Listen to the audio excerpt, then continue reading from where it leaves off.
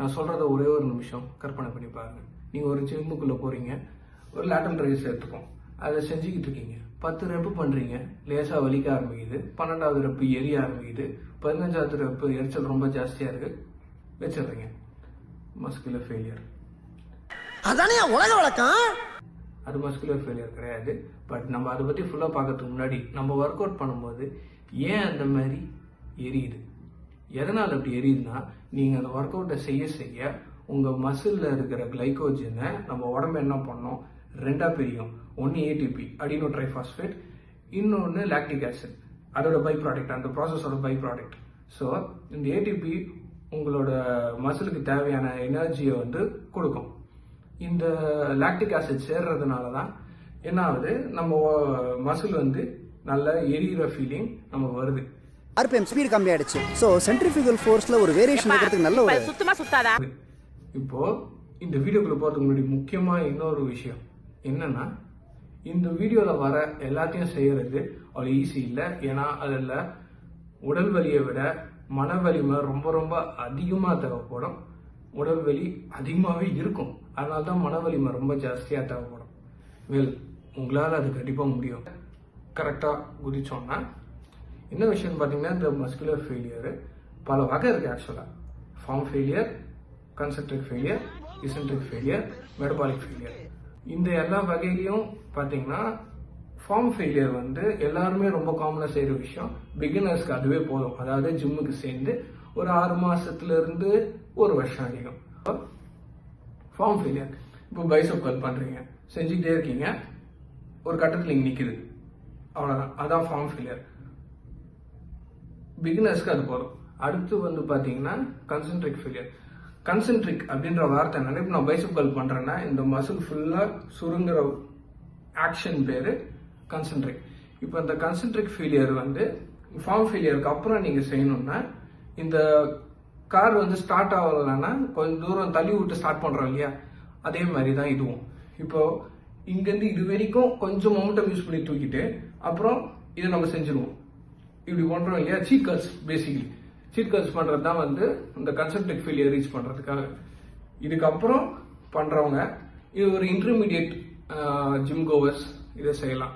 ஒரு 2 வருஷத்துலேருந்து ஒரு 5 வருஷம் வரைக்கும் அவங்களுக்கு இது ரொம்ப யூஸ்ஃபுல்லாக இருக்கும். ஃபர்ஸ்ட் ஆஃப் ஆல் இந்த எசென்ட்ரிக் ஃபெயிலியர் வந்து கன்சென்ட்ரிக்கோட ஆப்போசிட்.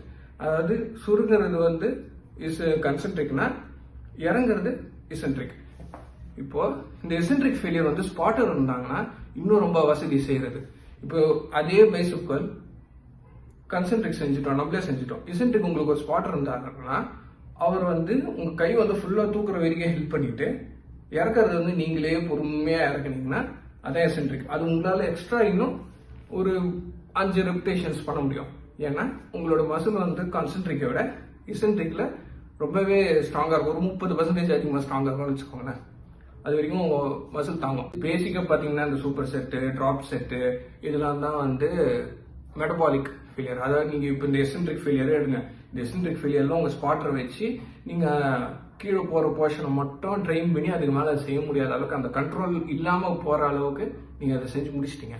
அதுக்கப்புறம் நீங்கள் என்ன செய்யலாம், அதே விஷயத்த நீங்கள் என்ன செய்யலாம், இப்போ நீங்கள் 10 கிலோ வச்சு அதை பண்ணீங்கன்னா அதை வச்சுட்டு 5 கிலோ எடுங்க. 5 கிலோ எடுத்து செஞ்சீங்கன்னா உங்களால் இன்னும் செய்ய முடியும். இன்னும் ஒரு 5 ரெப்பு செய்ய முடியும். அதுக்கப்புறம் உங்களால் முடியாது. அது பேர் தான் மெட்டபாலிக் ஃபெயிலியர். இன்னொரு டைப் ஆஃப் எக்ஸசைஸ் இருக்குது அதே பைசப்ல. என்னன்னா, இந்த டாப் போர்ஷன் மட்டும் 7 வாட்டி பண்ணுவாங்க, பாட்டம் போர்ஷன் 7 வாட்டி பண்ணுவாங்க, அதுக்கப்புறம் ஃபுல் போர்ஷன்ஸ் 7 வாட்டி பண்ணுவாங்க.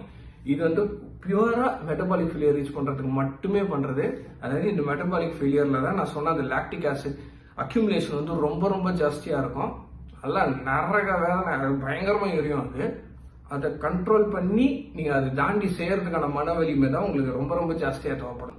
ஜிம்முக்கு போய் 6 மாசம் கூட இருக்காது, அவங்க டிராப் செட் பண்ணுவாங்க, இல்லைன்னா வந்து அதிகமான ஸ்ட்ரெஸ் போட்டு பண்ணுவாங்க. இன்னும் இது நம்ம எல்லாருமே அனுபவிச்சிருப்போம்.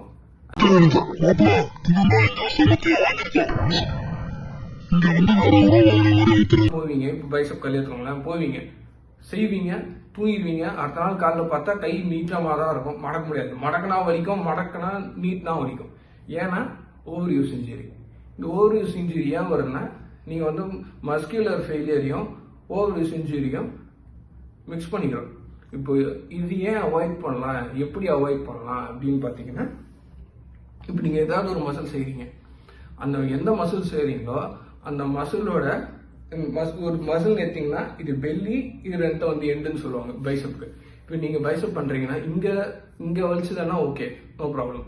ஆனால் ஒரு வாட்டி இங்கேயோ இல்லை எல்போ கிட்டேயோ வலிச்சுதானா ஓவர் யூஸ். இப்போ நீங்கள் பைசப் கல் பண்ணுறீங்க இல்லை ட்ரைசப் எக்ஸ்டென்ஷன் பண்ணுறீங்க, உங்களுக்கு வந்து இந்த எல்போ கிட்ட இங்கே வலிச்சுதுன்னா உங்கள் உடம்பு என்ன சொல்லுது, உங்ககிட்ட என்ன சொல்லுதுன்னா, நீ வந்து ப்ரெஷரை ட்ரைசப்ல போடாமல் டெண்டான் மேலே போதுரா, ப்ரெஷர் பைசப்ல போடாமல் டெண்டான் மேலே போதுரா அப்படின்னு சொல்லுது. அதான் விஷயம். அதனால தான் உங்களுக்கு அந்த ஓவர் யூஸ் இன்ஜுரி வர்றது, நீங்கள் ரெக்கவர் ஆகிறதுக்கு ரொம்ப டைம் ஆகுறது எல்லாமே. இந்த வீடியோ உங்களுக்கு ரொம்ப யூஸ்ஃபுல்லாக இருக்கும்னு நினைக்கிறேன். வாரியர்ஸ், சைனிங் அவுட், ஆதி.